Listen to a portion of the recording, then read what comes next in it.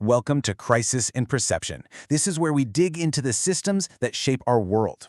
And today, we're starting with something you're looking at right now, the operating system on your screen. So, we're going to be using Neal Stephenson's fantastic essay, In the Beginning Was the Command Line, to guide us here.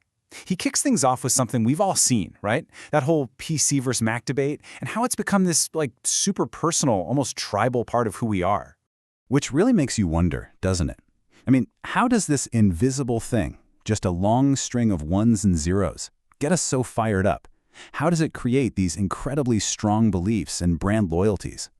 Okay, so to really get to the bottom of this, we've got to shift our perspective. We need to stop thinking of an operating system as just a simple tool, because it's not. It's actually a system of persuasion. And here's the key idea. Your OS, it isn't just neutrally showing you stuff. No, it's actively presenting you with a carefully constructed version of reality.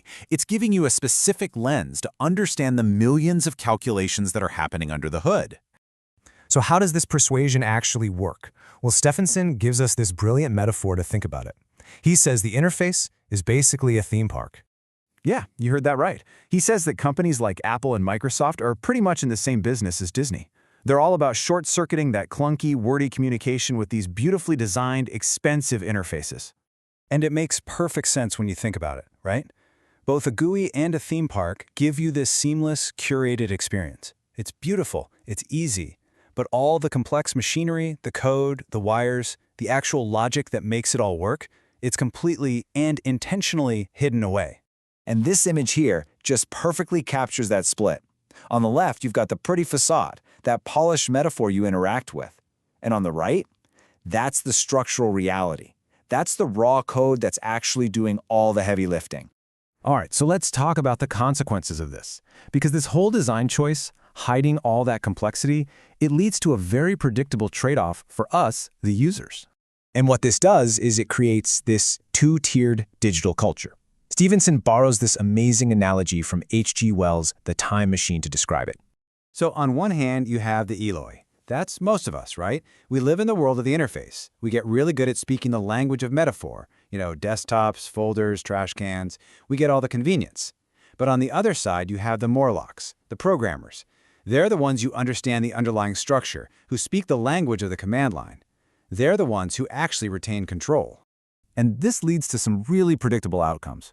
We, the users, get super fluent in the metaphor, but we become totally disconnected from the actual structure. So yeah, convenience goes way up, but our technical sovereignty, our actual control just plummets. And these proprietary systems, they create these dependency loops that just keep reinforcing themselves. Now, here's the thing that's so important to get. This outcome, it's not an accident at all. It is the direct result of deliberate design choices, all driven by very different incentives. Just look at the logic here. Commercial systems, like from Apple or Microsoft, their main goal is accessibility and brand loyalty. So their method? Polished metaphors, the GUI. The outcome is consumer dependency. But then you have open systems like Unix or Linux. Their goal is totally different, transparency and user control. So their method is direct interaction with the command line. And the outcome is technical sovereignty.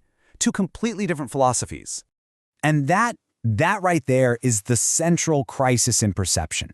We look at our beautiful interfaces and we treat the design like it's just neutral aesthetics, just some harmless decoration. But it's not. It is an intentional, institutional architecture. Okay, so let's pull back and just quickly walk through the architecture of this whole argument. It's pretty straightforward when you lay it out. First, interfaces are metaphors. Second, these metaphors are designed to hide complexity. Third, hiding that complexity is a deliberate design choice. And finally, and most importantly, this design has real consequences for our autonomy. So, why does any of this really matter? Because this system connects to a much bigger reality. Think about platform capitalism, our whole mediated culture. These layers of abstraction, they don't just shape our computers anymore. They shape our social lives, how we see the world, how we interact with each other. At the end of the day, Stephenson's point isn't about ditching your Mac for a PC or vice versa. It's much deeper.